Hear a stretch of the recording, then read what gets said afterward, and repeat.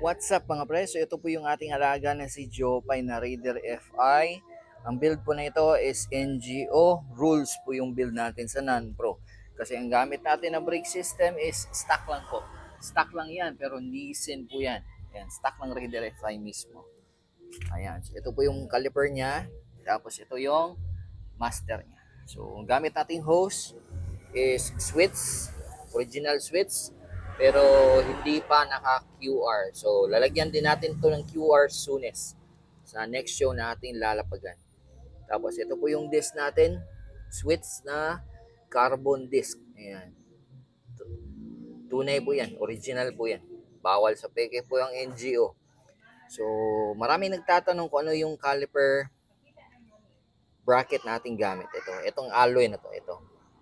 So, ang gamit po natin na caliper, ito, is original ng Raider FI or ng Raider. Tupat po siya. Original Nissin po yung brake caliper natin.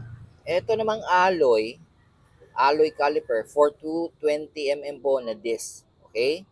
Ito po siya is pang Wave 125. Okay? Ito po ang pang Wave 125 kasi kita nyo naman, ang gamit natin na outer tube is pang Honda Wave. Yan. So, ang gamit natin na caliper bracket, itong alloy, is pang Wave. Okay, ang mahiwagang tanong, pasok ba siya sa Raider FI? Ayan. As you can see, itong caliper natin is genuine ang caliper ng Raider FI. Pasok po siya dito sa alloy bracket ng Wave 125. Yun nga lang, hindi siya plug and play. Okay? Meron tayong tatabasin dito banda. Okay? Meron tayong tatabasin dito banda para pumasok ito. Tapos may tatabasin din kayo sa bandang slider banda. So, madali lang. Konting tabas lang, pasok na yan.